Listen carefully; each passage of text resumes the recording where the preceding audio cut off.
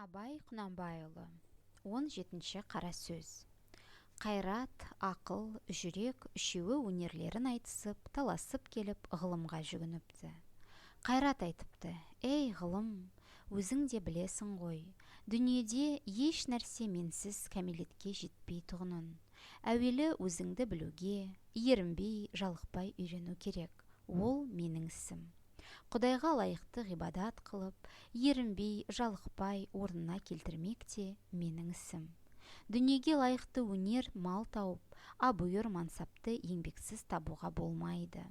Орынсыз, болымсыз нәрсеге үйір қылмай, бойды таза сақтайтұғын, күнәкарліктен, көрсе қызар жеңілдіктен, нәпсі шайтанның азғыруынан құтқаратұғын, адасқан жолға бара жатқан бойды қайта жиғызып алатұғын мен емес пе?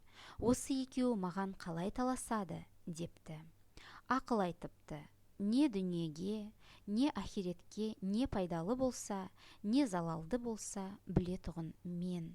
Сенің сөзіңді ұғатұғын мен. Менсіз пайданы іздей алмайды екен, залалдан қаша алмайды екен, ғылымды ұғып үйрене алмайды екен. Осы екеуі маған қалай таласады, менсіз өздері неге жарайды?» депті. Онан соң жүрек айтыпты: «Мен адамның денесінің патшасымын. Қан менен тарайды, жан менде мекен қылады.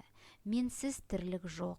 Жұмсақ төсекте, жылы үйде тамақ тоқ жатқан кісіге төсексіз кедейдің, тоңып жүрген киімсіздің, тамақсыз аштың күй жайы қандай болып жатыр екен деп ойлатып, жанын аштып, ұйқысын ашылтып, төсегінде дөңбекшітетұғын мен. Үлкеннен ұят сақтап, кішіге рақым қылдыратұғын мен. Бірақ мені таза сақтай алмайды, ақырында қор болады. Мен таза болсам, адам баласын алаламаймын. Жақсылыққа елжіреп ерейтұғын мен. Жаманшылықтан жиреніп тулап кететұғын мен. Әділет, ынсап, ұят, рақым, мейірбаншылық дейтұғын нәрселердің бәрі менен шығады. Менсіз осылардың көрген күніне, осы екеуі маған қалай таласады?» депті. Сонда ғылым бұл үшеуінің сөзін тыңдап болып айтыпты: «Ей Қайрат, сенің айтқаныңның бәрі де рас. Ол айтқандарыңнан басқа да көп өнерлеріңнің бары рас. Сенсіз еш нәрсенің болмайтұғыны да рас. Бірақ қаруыңа қарай қаттылығың да мол, пайдаң да мол, бірақ залалың да мол. Кейде жақсылықты берік ұстап, кейде жамандықты берік ұстап кетесің. Соның жаман» депті. «Ей ақыл, сенің айтқандарыңның бәрі де рас. Сенсіз еш нәрсе табылмайтұғыны да рас.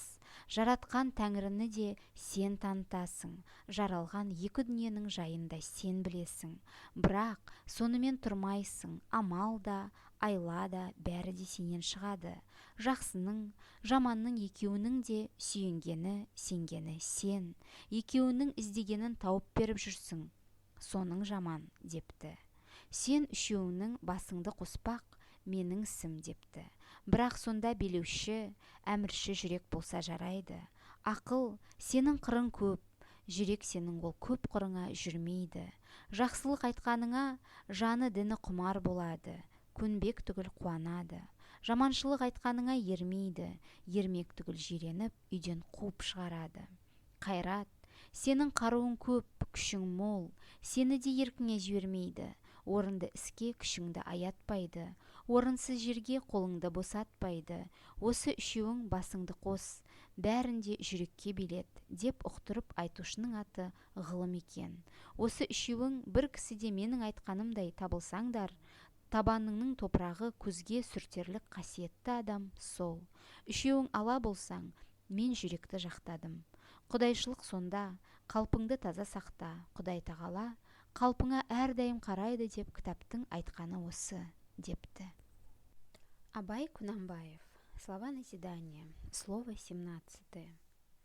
Воля, разум и сердце обратились однажды к науке, чтобы разрешить спор, кто из них важнее. Воля сказала: «Эй, наука, ты ведь знаешь, без меня ничто не достигает совершенства.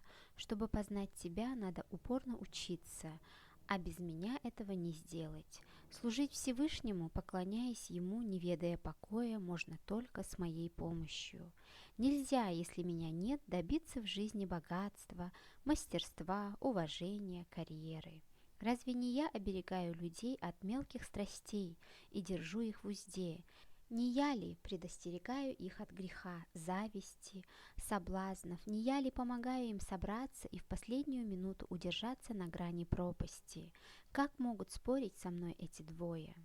Разум сказал: «Только я способен распознать, какое из твоих слов полезно и какое пагубно, будь то в земной или загробной жизни. Только мне дано постигнуть твой язык. Без меня не избегнуть зла, не найти выгоды, не постичь знаний. Почему эти двое спорят со мной? На что они годятся без меня?» Сердце сказала: «Я владыка человеческого тела. Кровь идет из меня, душа обитает во мне, без меня жизнь немыслима. Я лишаю сна, заставляю ворочаться тех, кто лежит в мягкой постели, вынуждаю их думать о бедных, не имеющих крова, мерзнущих и голодающих.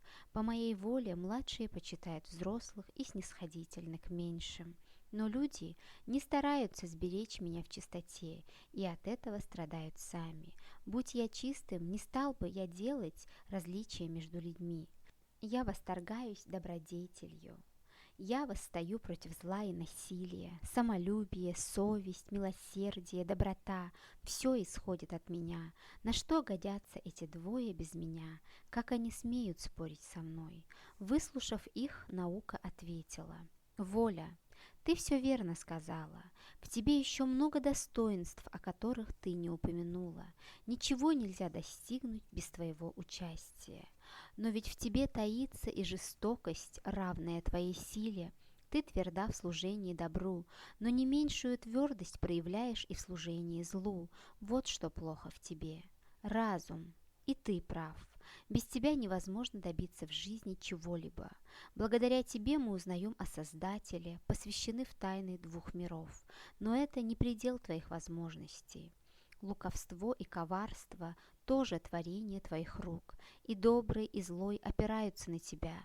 Ты верно служишь и тому, и другому. Вот в чем твой изъян. Моя задача – помирить вас. Хорошо бы повелителем и вершителем в этом споре явилось сердце. Разум, у тебя множество путей тропинок. Сердце не может следовать по каждой из них. Оно не только радуется твоим добрым замыслам, но и сопутствует тебе в них с охотою. Но оно не последует за тобой, если ты замыслил недоброе, и даже отстранится от тебя с брезгливостью. Воля, в тебе много силы и мужества, но и тебя сердце способно удержать. Оно не станет препятствовать в деле благоразумном, но в деле ненужном повяжет тебя по рукам. Вам следует объединиться и во всем повиноваться сердцу. Если вы трое мирно уживетесь в одном человеке, то прахом с его ног можно будет исцелять незрячих. Не найдете согласия, я отдам предпочтение сердцу. Берегите в себе человечность, Всевышний судит о нас по этому признаку. Так сказано и в Писаниях, сказала наука.